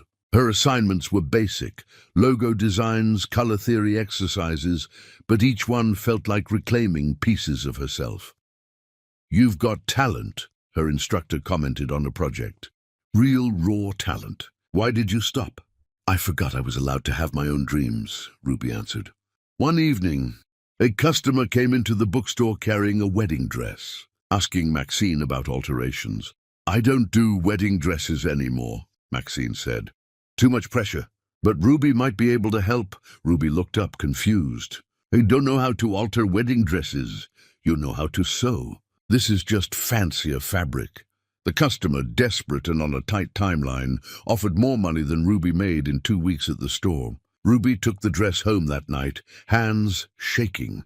She worked through the night, careful and methodical, taking apart seams and reconstructing them to fit the woman's measurements. When she finished, exhausted and covered in thread, she looked at what she'd created and felt pride bloom. The customer cried when she saw the finished dress. "It's perfect, better than I imagined. Do you have a card?" "I have friends getting married." Ruby didn't have a card. She had a phone number scrawled on notebook paper and dreams slowly, tentatively, coming back to life. Word spread through quiet channels, brides on budgets, women needing alterations, people wanting custom pieces. Ruby's studio apartment became a workshop. She sewed late into the night after shifts at the bookstore, her back aching, her fingers sore, but her heart full. She created a social media account to showcase her work. Simple posts at first, just photographs of dresses she'd altered or designed. The account grew slowly. 10 followers, then 50, then suddenly 300. Comments appeared. "These are gorgeous." Orders. "Where are you located?" "Your work is incredible." Ruby stared at strangers telling her she had value, that her creations mattered, and cried in her tiny apartment that smelled like fabric and freedom. A fashion blogger discovered her account and wrote a feature. Local designer rises from humble beginnings to create stunning custom pieces. The article didn't mention David or the divorce. It focused solely on Ruby and her talent and her determination. Orders flooded in, more than Ruby could handle while working at the bookstore. She approached Maxine apologetically. I might need to cut my hours. The sewing work is taking off, Maxine smiled. I've been wondering when you'd outgrow this place. Go, Ruby, chase the dream. But I need the income. You've got enough orders to replace this income 3 times over. Stop being afraid of success. Ruby hugged this woman who'd given her a chance when she desperately needed one.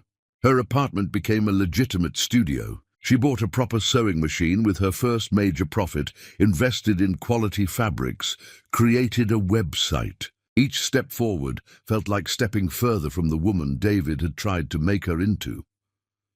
She ran into David's colleague Graham at a coffee shop one afternoon. He looked right through her at first, then did a double take.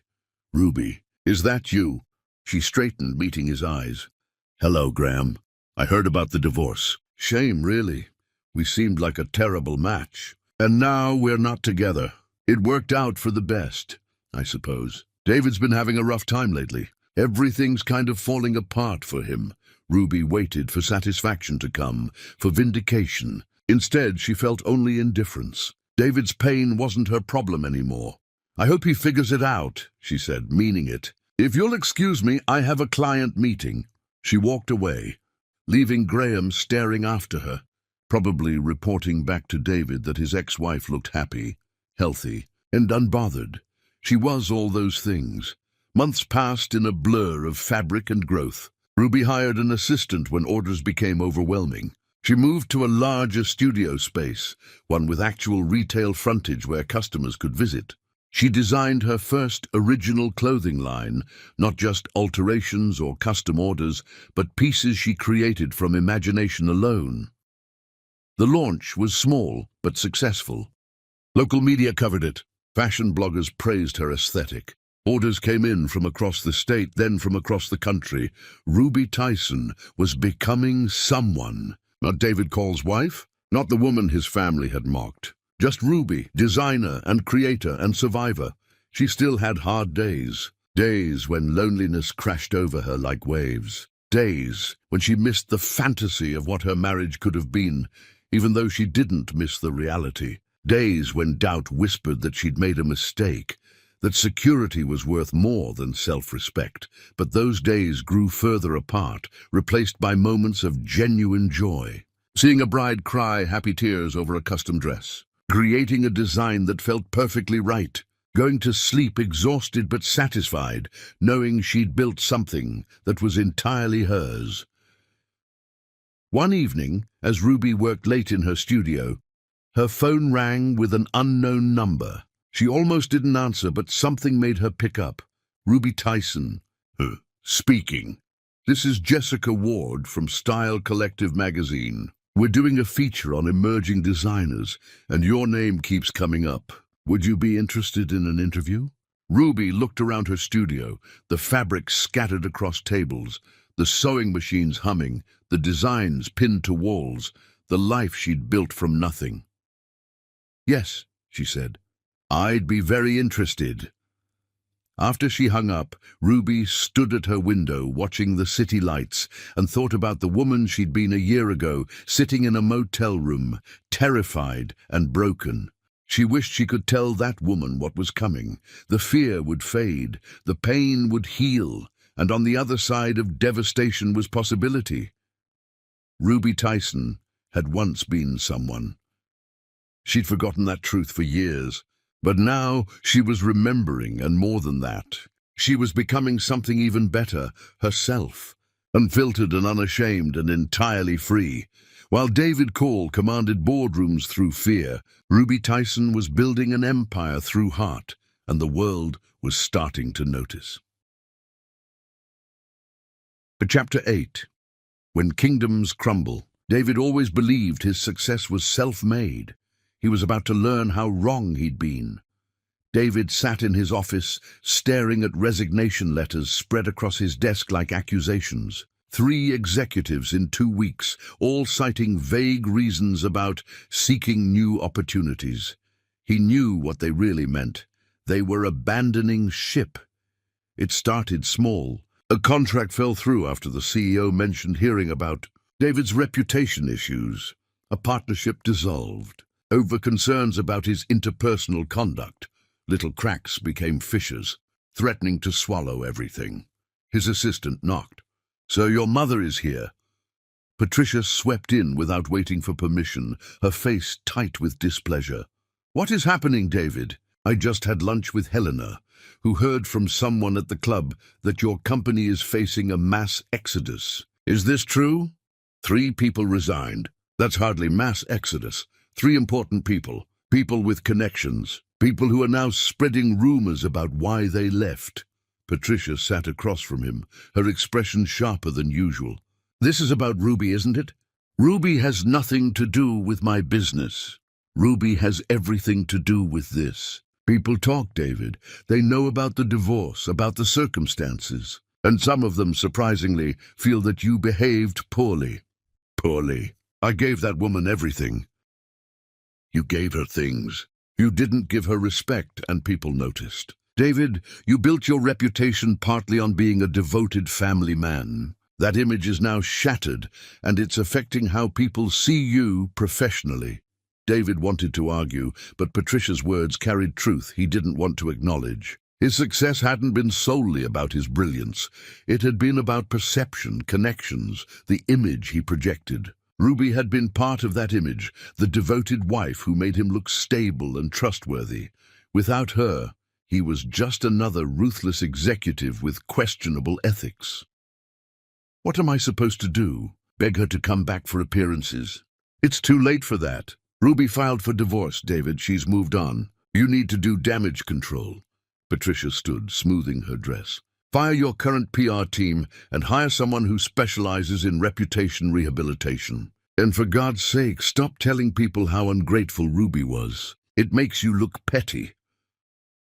After she left, David pulled up his phone and searched Ruby's name. The results startled him. Articles about her design work, social media with thousands of followers, photographs of her creations worn by women whose smiles seemed genuine, and Ruby herself, in some photos, looking different, not diminished by their separation, but enhanced. She glowed with something that had been missing when she was with him. The caption under one photo caught his attention. "Designer Ruby Tyson on why she left her old life behind. Sometimes you have to lose everything to remember you're capable of building anything." She was talking about him, about leaving him. And she was thriving. Jealousy and regret twisted inside David's chest like poison. He'd expected Ruby to crumble without him, to come crawling back begging for another chance. Instead, she disappeared and reconstructed herself into someone he barely recognized. His phone buzzed with a text from Nora. "Have you seen Ruby's latest interview? This is a disaster." David found the interview, a local magazine feature about inspiring women. Ruby sat in her studio, surrounded by fabric and creativity, looking serene and successful. "My marriage taught me that you can't build self-worth on someone else's validation," Ruby said in the interview. "I spent years making myself smaller to fit into someone else's vision of who I should be. Leaving was the hardest thing I've ever done, but it saved my life." The interviewer asked if she had regrets. "I regret not leaving sooner. I regret letting fear keep me in a situation that was destroying me. But I don't regret the marriage itself. It taught me exactly what I don't want, which made it easier to build what I do want." David threw his phone across the room, watching it shatter against the wall. She'd reduced their entire marriage to a cautionary tale, a lesson in what not to do. She'd made him the villain in her story of redemption. But the worst part, the part that kept him awake at night, was knowing she was right. Graham stopped by his office later that week with news that more clients were expressing concerns. "They're asking about our company culture. Someone posted an anonymous review online claiming we have a toxic leadership problem." Who would do that? Any of the people who left, or any of the people who are thinking about leaving? Graham sat down heavily. "David, I'm going to be blunt. The company is struggling because people don't want to work for you anymore. Your reputation has shifted from driven leader to difficult tyrant. That's a problem. I'm not a tyrant. You're cold, David. You're demanding to the point of cruelty. You treat people like they're disposable." Graham hesitated, then continued. "You treated Ruby like she was disposable, and everyone saw it. We all watched you humiliate her at parties, ignore her in public, let your family tear her apart. You thought it made you look powerful. It made you look cruel. I loved Ruby." "Did you?" "Because from where I stood, you loved what Ruby did for you. There's a difference."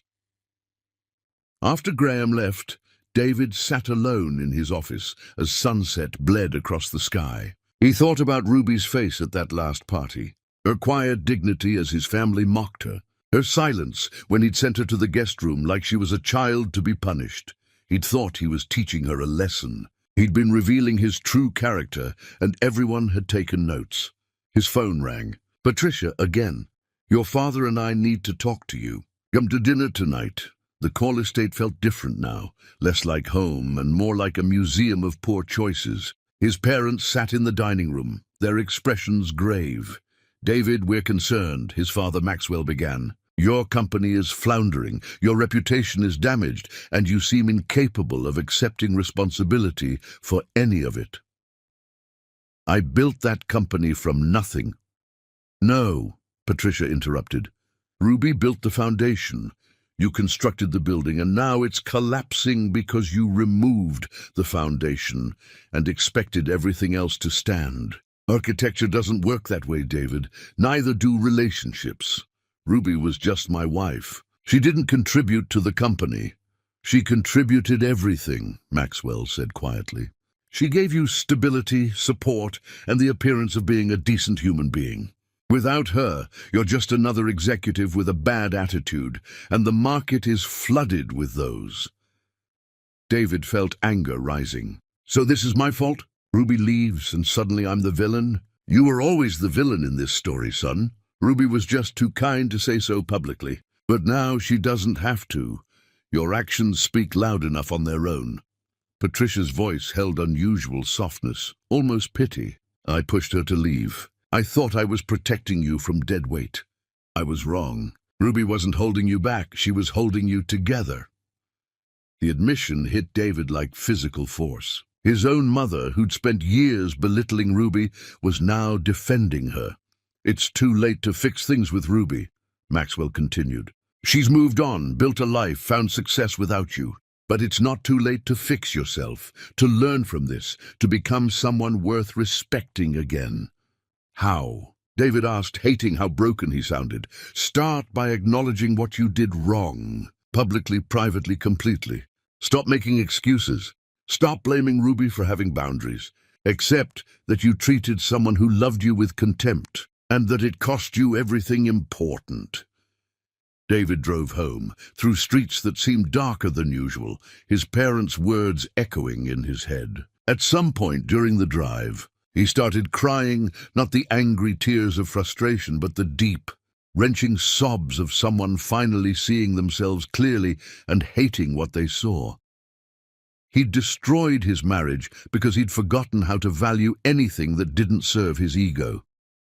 He'd lost Ruby because he'd treated her like an accessory instead of a person. And now his entire life was crumbling because without her steadying presence, he was revealed as exactly what he'd become, a hollowed-out man filled with nothing but ambition and pride. The house felt enormous and empty. Ruby's absence was everywhere. In the kitchen she'd kept organized, in the garden she'd tended, in the quiet spaces where her laughter used to live. David pulled out his phone and opened the blocked calls folder. Dozens of messages he'd sent to Ruby, begging and threatening and bargaining. She'd never responded to any of them. He sent one more, different from all the others. "You were right about everything. I'm sorry. I know it's too late, but I needed you to know. You deserved better than me. You deserve the happiness you found. I'm glad you got free." He didn't expect a response. He didn't get one. Instead, over the following weeks, David watched Ruby's success grow from a distance. Magazine features, online features, speaking engagements at design conferences. Each new achievement was proof that she'd never needed him. He'd needed her, and he'd realized it too late. His company continued its decline. More employees left. More deals fell through. The empire he'd built on Ruby's sacrifice was dismantling itself piece by piece, revealing that without her foundation, it had all been hollow. Nora called one evening. I saw Ruby at a gallery opening. She looked incredible, happy. She didn't even acknowledge me. Good, David said, surprising himself and his sister. She doesn't owe us acknowledgement. We don't deserve it. When did you become so philosophical? When I lost everything that mattered and realized I did it to myself. David sat in his empty house that night, surrounded by expensive things that meant nothing, and understood with devastating clarity, Ruby had never been his weakness. She'd been his strength, and he'd thrown her away to prove he didn't need strength. Now he was discovering that everyone needs something to hold them steady, and he'd destroyed his only anchor. The question wasn't whether he'd made a mistake. The question was whether he was capable of learning from it, of becoming someone better, of earning redemption he'd never receive. David didn't have an answer yet, but for the first time in his life, he understood that some questions were more important than success, and some failures taught more than any victory ever could. David finally understood the terrible truth. Ruby had never needed him. He had always needed her. Chapter 9. The Weight of Realization. Some men spend their whole lives chasing power, only to discover they destroyed what actually made them powerful. The house echoed with David's footsteps as he wandered through rooms that suddenly felt like crime scenes. Every space held evidence of Ruby's absence. The kitchen where she'd cooked meals he barely tasted. The reading nook where she'd curled up with books while he ignored her. He'd been living here alone for months now, but tonight the emptiness felt suffocating. David pulled a box from the hall closet, one Ruby had left behind. Inside were photo albums from their early years. He sat on the floor, whiskey glass in hand, and opened the first one. There they were, Ruby and David before ambition ate him alive. College photos, where his eyes looked clear and hers looked hopeful. Their small wedding, nothing like the grand affair his parents wanted. He traced Ruby's face in a photograph from their honeymoon. She was laughing at something off camera, her joy so pure. When had she stopped laughing like that? When had he stopped being someone worth laughing with? The answer was brutal. The moment success became more important than her happiness. His phone buzzed with another email from Graham about the company's declining prospects. David deleted it without reading. The company could burn for all he cared tonight. He found a journal buried in the box, Ruby's handwriting filling pages with thoughts she'd never shared aloud. David knew reading it was a violation, but he was already guilty of so many violations against her. What was one more? He hesitated, then noticed a sticky note on the first page. For David, when you're ready to understand. She'd left it deliberately, wanting him to see what he'd done through her eyes. The entries broke him. David came home angry again today. I asked about his day and he snapped at me. I keep wondering when I became an interruption instead of a companion. I saw how he looked at his colleague's wife tonight, with interest, respect. He used to look at me that way. Now he looks through me like I'm glass.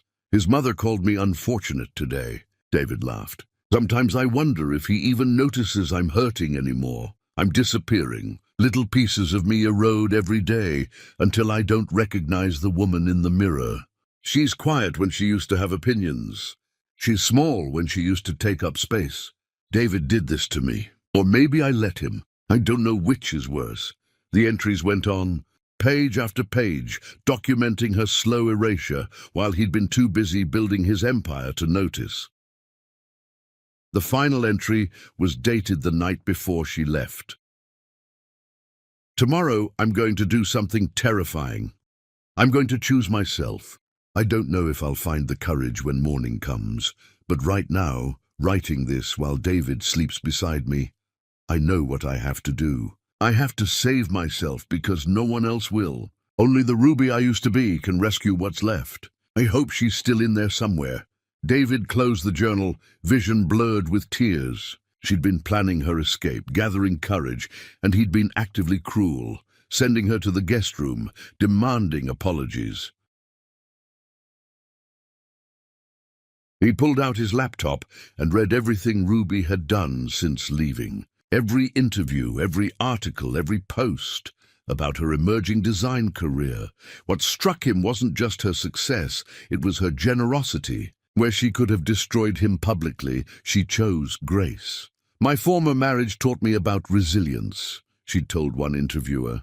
"Sometimes the hardest lessons come from the most painful experiences. I don't regret my past. I learned from it. No names, no accusations."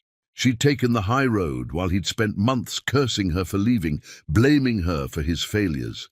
His phone rang. Nora. "Have you been drinking?" she asked without preamble. "What do you want?" "To tell you that I ran into Ruby at a symposium today. She was giving a talk about sustainable fashion design. The room was packed, David. She's become someone important. I know. Do you? Because you keep acting like she diminished after leaving you. She didn't. She won't. She doesn't need you, and she's better off without you. I know that too." Nora's voice softened. "I was cruel to her, David. We all were. I thought I was protecting you, but Ruby wasn't dead weight. She was ballast. Without her, you're adrift. I'm sorry I didn't see that sooner. Everyone's apologizing to me for things they did to Ruby, but I'm the one who should be apologizing. I'm the one who made the cruelty possible. Then apologize. Not to us, to her. She won't take my calls. Then write her a letter. Show up at her studio. Do something." After Nora hung up, David sat with her words weighing on him. Apologize. Such a simple concept, yet so complicated when you'd spent years being too proud to admit fault. He started writing. Letter after letter, trying to capture the magnitude of his regret in words that felt perpetually inadequate. "Dear Ruby, I'm sorry for..." For what? For everything. For specific cruelties? For the systemic erasure of her identity? He wrote for hours, filling pages with confessions and apologies. When he finally finished, dawn was breaking outside his window. But would truth be enough? Would any apology, however sincere, undo the years of damage? David had no answers. He only had this letter.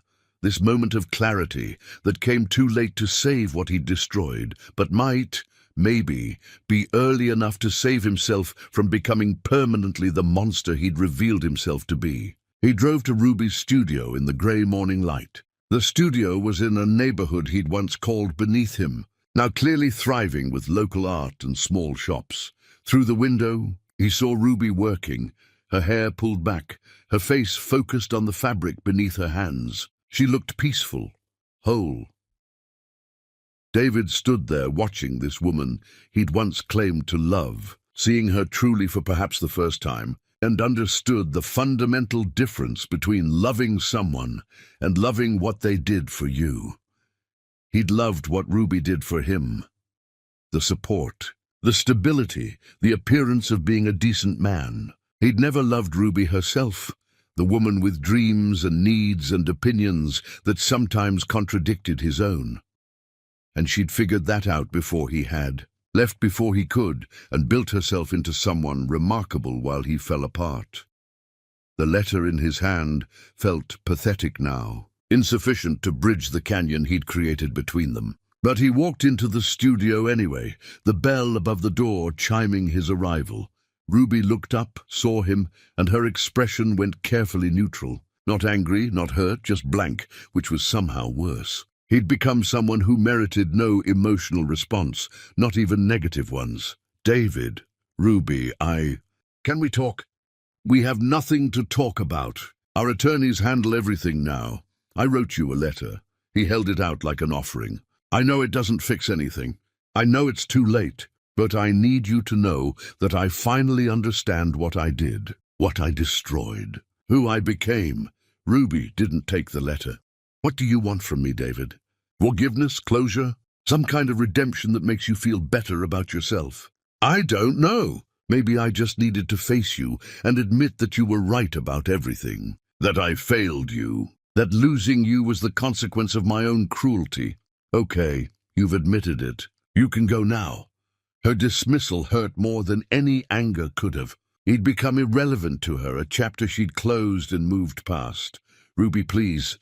Please what? Please let you feel forgiven so you can stop feeling guilty? Please tell you it wasn't that bad so you can avoid facing what you actually did? I won't give you that, David.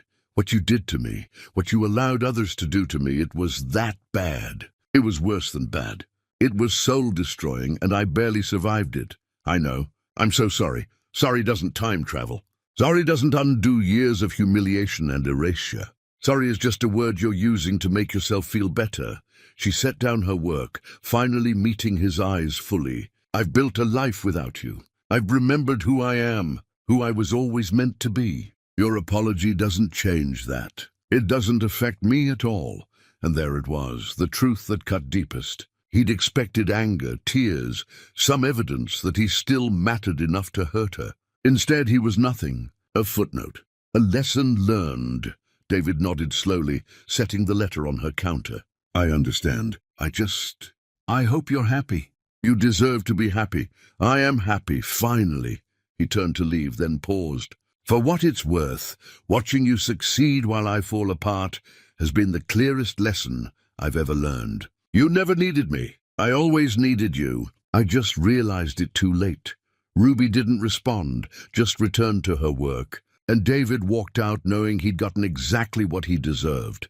Nothing. He drove home through streets that felt foreign, past his company building where his nameplate would soon be replaced, to his empty house that had never been a home. Everything he'd thought mattered, the status, the power, the appearance of success. It was all worthless without someone to share it with. And the person he'd had, the woman who'd loved him when he had nothing, he'd thrown away to chase more of what ultimately meant nothing at all. David sat in his empty house that night, understanding finally that redemption wasn't something Ruby could give him. It was something he'd have to build himself, slowly and painfully, by becoming someone capable of treating people with the dignity he'd denied her. The question wasn't whether Ruby would forgive him. The question was whether he could forgive himself enough to become someone worth forgiving. David finally had everything he'd thought he wanted. Power, status, control, and he'd never felt more powerless, invisible or alone. Chapter 10. The Queen's Terms. Ruby Tyson didn't need a crown to be royalty. She'd forged one from her own strength, and everyone was about to witness it. The gallery space glowed with soft lighting and possibility. Ruby stood in the center watching volunteers arrange chairs, hang banners, test audio equipment. Tonight was the culmination of months of planning. A charity gala for women rebuilding their lives after difficult relationships. She'd called it Phoenix. Rising, because that's what they all were, women who'd burned down versions of themselves that no longer served them. Ruby. The caterers need approval on the final setup. Her assistant called. Ruby moved through the space with confidence that had become second nature. She wore a gown of her own design, midnight blue with silver threading that caught light like stars. She'd spent weeks perfecting it. This wasn't just an event. It was a statement. Proof that victims could become victors, that leaving could lead to thriving.